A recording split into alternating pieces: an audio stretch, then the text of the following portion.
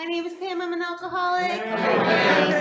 My home group, I almost said my old home group because I'm just so used to saying it, is Principles Before Personalities in Burien. We are meeting every Tuesday. We're on Zoom again. So if you want to come visit us, we're at 7 o'clock every Tuesday. Or Cascade Behavioral Health now has their patients Zooming in on Fridays from 7 to 8:30. So you can join us there too. Pretty cool. My sobriety date is November 1st, 2017. I'm currently working steps 10, 11, and 12, and it's been super fun getting to know everyone in the Seattle area. I got sober in Bend, Oregon. Like I said, 2017. I have a sponsor still in Oregon. I sponsor other women who I encourage to do the same thing I do. And I'm definitely a suspect, that'll become clear shortly. So I had never heard of Alcoholics Anonymous, ever. I'm just checking my time. Never heard of Alcoholics Anonymous until I was in a detox in Northwestern Oregon. It was called the Buckley House, and I think it's gone now, but it was pretty infamous for being like a dump, right? And it was the only detox that was able to take me because the treatment center wouldn't take me unless I was coming straight from detox, because they knew that their location was not close enough to a hospital. So if they took me and I didn't come straight from detox, I was probably going to end up having a seizure and they wouldn't be able to help me in time, and I would most likely die, which I thought was the only really intelligent thing this treatment center really did. He's like, well, that's probably pretty accurate, because I was really sick. I was definitely a restless, irritable, and discontented person. As like forever since I can remember. Like my parents are both super, super nice and super regular and normal drinkers, right? But my mom had this term. What did she's like, oh, she's just a little off. Like that's what she just called me from like as long as like she's just a little off. And I'm like, well, okay, I guess I'm just a little off. I didn't know that until I got a big book that's what I was. Restless, irritable, and discontent. And my parents like warned me about alcoholism because I am. They're both first generation Americans with Irish parents or Irish fathers. So alcoholism, they're familiar. And so they warned me at 8, like, oh, you've got to be really careful. There's a lot of alcoholics in our family. I'm like, what's an alcoholic? Like, I didn't understand what it meant because they were first generation Americans. I hadn't met like the other ones. Like my grandfather's one I never met. One was pretty, he's doing really well for being as much of an alcoholic as he was. And then the other uncle just kind of got like ostracized, and then he died, and everyone was like, oh, that was expected. So I didn't know really what alcoholism was, didn't really have any of an idea, never heard of Alcoholics Anonymous. Maybe if you would have like set some chairs around, I would have been like, oh, that looks like something I've kind of seen. But I started drinking, as a teenager, like one does. And, my first real drinking experience, my grandfather obviously gave me my first glass of champagne. Like, here, you can have your own glass. And I was like 12. And I drank the whole thing, and he gave me another one because why not? And I remember that something happened, but the one thing that really I took away from it, because I didn't have that, phenomenon of craving or all this like great experience. I just was really drunk because I was really little and I was given a lot to drink. But as I was, about to pass out, like in my dinner, he's like, you need to get it together. Like, get it together before your grandmother kills me, right? And I took that away, that as long as you look like you had it together, you're fine to do as you please. And so I drank some when I was in high school, but I had a hard time with it because I was under 21 and I'm a rule follower. So, but I did. Once I was told about, the phenomenon of craving, I was like, oh, that's it. Like, totally made sense. Like, I like to always pick like a little something to read. So this stood out to me today, that the doctor's theory that we have an allergy to alcohol interests us. As laymen, our opinion as to its soundness may of course mean little, but as ex-problem drinkers, we can say that his explanation makes good sense. It explains many things for which we cannot otherwise account.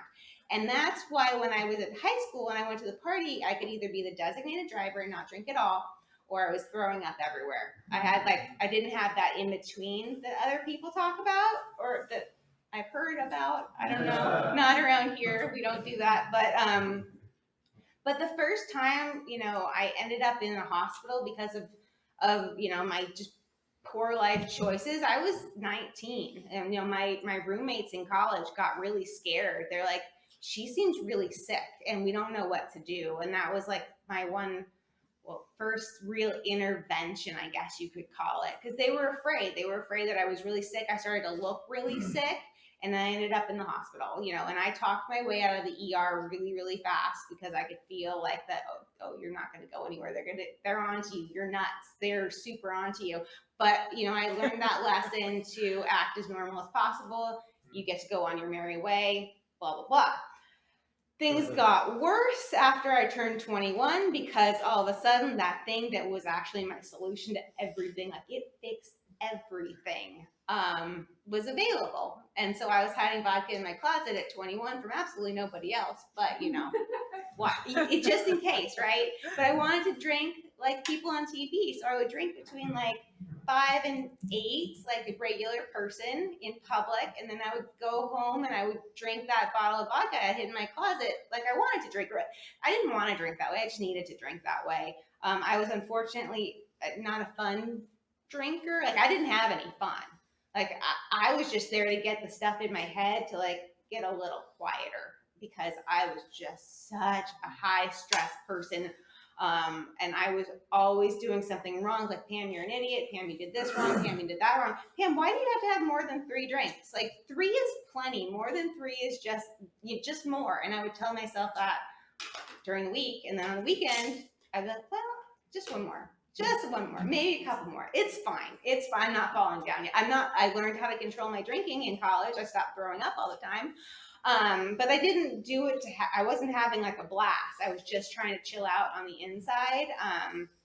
And as life got harder, because I was an adult, I started drinking more. And, 21, what are you going to do? Get a job as a cocktail waitress because the money is fantastic. And I was in college, and they taught me about day drinking. Like, I didn't know that you could just drink in the morning and then your hangover went away.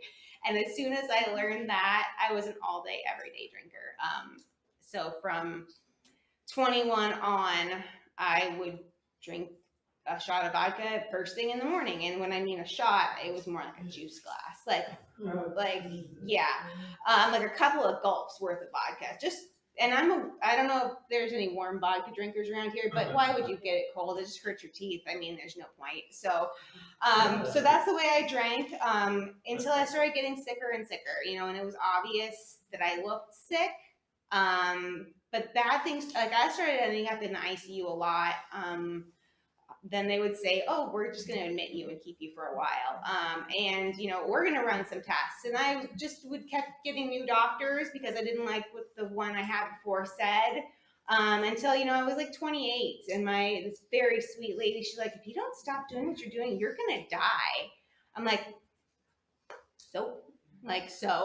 And she's like, your liver enzymes are out of control, this, that, and the other. And I just kept drinking and got a new doctor until I hit 30 with advanced stage cirrhosis, and no hospital in Central Oregon wanted to deal with me. Like, you need to go to Portland. And I don't know how I got talked into like the long stay, my doctor called it, but I was in that hospital for almost 2 weeks because I needed to be physically separated from alcohol in that controlled environment.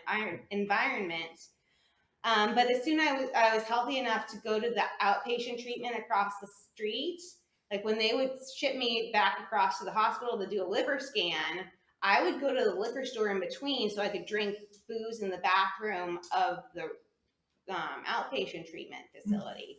It still had never heard of AA, and no one had told me what no one had called me an alcoholic yet. They still hadn't put it all together because I was a really sick kid. So I've just always been sick. And so they never quite figured it out. They're like, oh, that's what's going on, until like you show up in treatment drunk. So in the morning, and then they started to put it together. So then that's when they sent me to this, residential treatment center. That the smartest thing they did was make me come straight from detox, because I showed up to detox pretty drunk. And so that was probably for the best.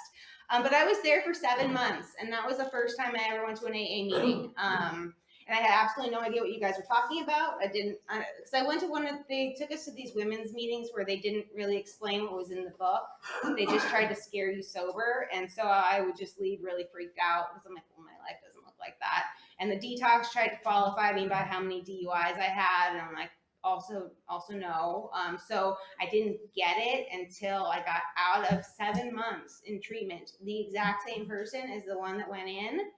And I started drinking again, like immediately. And my family's terrified. My poor husband, because I would have days where I'm like, got to drive into San Francisco and I'm not going to drink because I don't want to drink and drive, right? Seizure.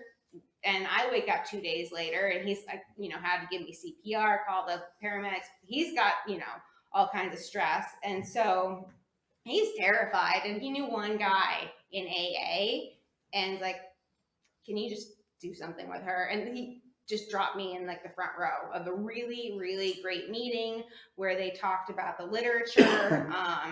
And when they started talking about the literature, I caught alcoholism right away. I was like, oh yeah, no, I'm definitely a suspect. Like, definitely, because I'm like, that all makes complete sense. I have one drink, I need them all, or I can have no drinks and I'm absolutely nuts. And so it totally made sense until you got to that spiritual solution you have. And I was not real happy about a spiritual solution because I just spent 15 years paying, not me, my husband and my parents paying so much money to make me better that I thought that I had to have like the proper medication, the proper treatment, the proper counselor, all these things was what was actually going to get me sober. Like that a spiritual solution wasn't for real. Like that was hocus pocusy. But eventually I, got in enough pain going to meetings, where I decided I needed to do something different because nothing, I went to AA to not to stop drinking at all. I went to AA to quietly drink myself to death while my family left me alone because I was trying. Because when you come from treatment, if you're trying, your family generally leaves you alone. But eventually I just got sicker and sicker and sicker and sicker in AA. But the great thing was that I never got in trouble for I went to a noon meeting. That was my first home group was a noon meeting, and they would have these really nice old guys, yelling at you out the door, keep coming back, don't drink in between meetings. And I was like, it's a noon meeting, you guys. I'm trying not to drink before the meeting. Like that was a stretch for me.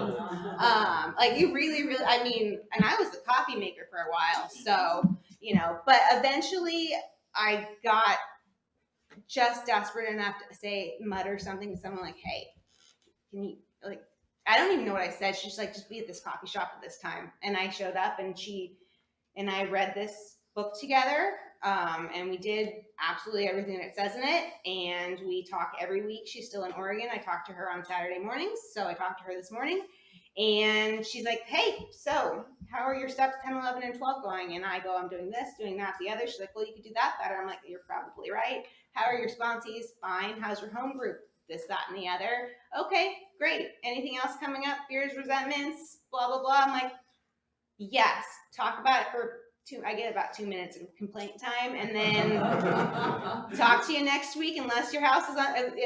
Call me anytime, text me anytime. But, I'll basically just talk to you next week because it sounds like, things are going all right. And so see you later. So that's been my experience so far with AA. I have not been in a hospital because I needed to be there in over 4 years, which is pretty darn amazing for me. So I really, really appreciate you guys letting me share and inviting me so warmly into Seattle. So thanks so much. Thanks, Pam.